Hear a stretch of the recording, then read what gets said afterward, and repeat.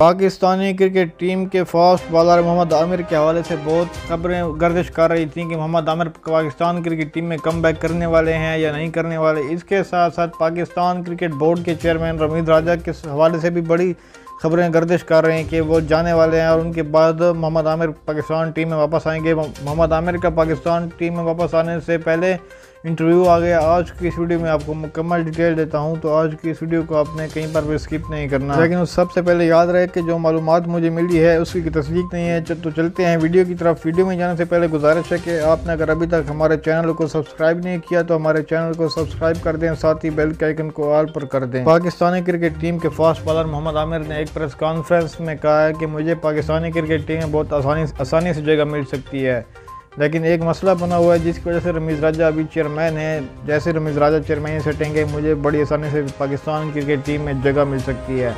رمیز راجہ کے ہٹنے کے بعد امید ہے کہ نجم سیٹھی پاکستان کرکٹ بورڈ کے چیئرمین بنیں گے۔ تو نجم سیٹھی کی چیئرمینی کے حوالے سے بات کرتے ہوئے محمد عامر نے کہا کہ اگر نجم سیٹھی چیئرمین بن گئے تو میری پاکستان کرکٹ ٹیم میں واپسی ہو سکتی ہے۔ دوستو، آپ کی اس حوالے سے کیا رائے ہے؟